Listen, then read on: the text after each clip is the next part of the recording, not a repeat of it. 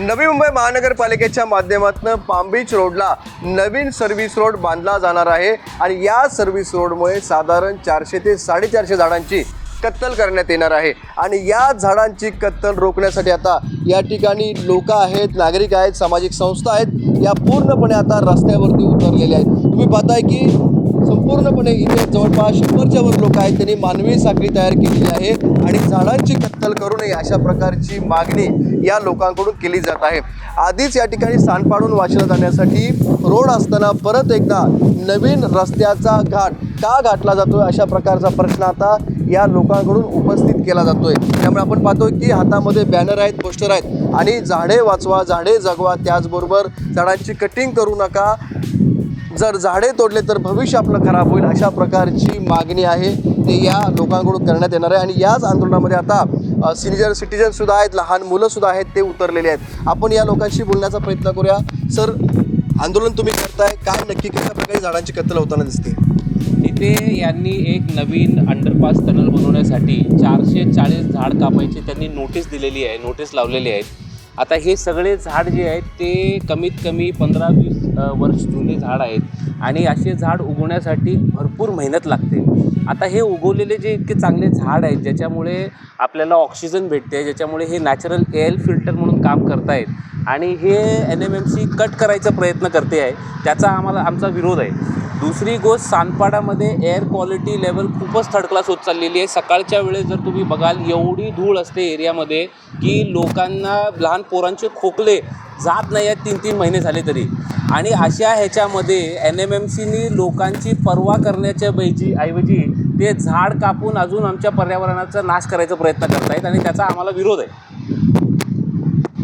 Actually कोविडच्या वेळी आपण सगळ्यांनी बघितले की ऑक्सिजनसाठी लोक सगळे पळत होते आणि ऑक्सिजन, नॅचरल ऑक्सिजन प्लांट असल्याचे अशा झाडाचा कत्तल करायची किंवा ट्रान्सप्लांट करायची जो योजना आहे NMMCची, याच्या विरुद्ध आम्ही लोक इथे उभे आहेत।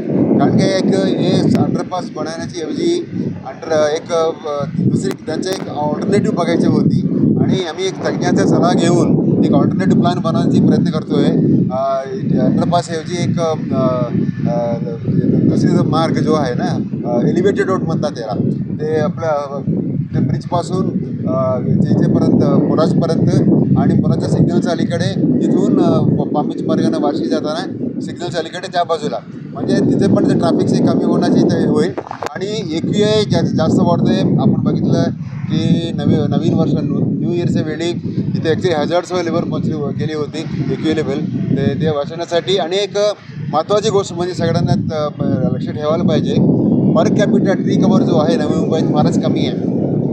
रूल्सप्रमाणे, अर्बन डेव्हलपमेंट रूल्सप्रमाणे एका माणसासाठी कमीत कमी 3 किंवा 6 ट्रीज पाहिजे। याच्याऐवजी आपला तरी ॲव्हरेज जो आहे फक्त 1 आहे आणि जास्त पाहिजे। ॲक्च्युली तिप्पट आपली ग्रीनरी कव्हरेज जास्त वाढवायला पाहिजे। त्याच्याऐवजी झाड कापण्याचे प्रयत्न करतात, त्याच विरोध आम्ही इथे उभे आहे। मॅम, तुम्ही इथे उभा राहिलेला आंदोलनासाठी? इथली जी झाडं 25 वर्षापासून वाढत आहेत, मोठे वृक्ष तयार झाले आहेत, ते सगळे कापण्याचा प्लॅन आहे। डेव्हलपमेंट आम्हाला पाहिजे, पण not at the cost of trees, कारण झाडं जातील तर पर्यावरणाचा ऱ्हास आणि प्रदूषण वाढेल, जे आम्हाला नको आहे। इथली झाडं इथेच राहायला पाहिजे, दुसरा पर्याय काढा रस्ता बनवण्यासाठी। आपण पाहतो की ही समोरची तुम्ही झाडं बघताय की गेल्या 40-50 वर्षापासून ही झाडं उभी आहेत आणि ही 40-50 वर्ष झाली ही झाडं उभा असताना ही झाडं का तोडली जातात असा सवाल आहे।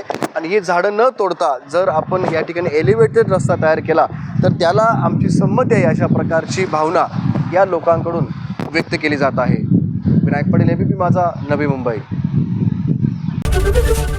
ABP माझा, उघडा डोळे बघा नीट।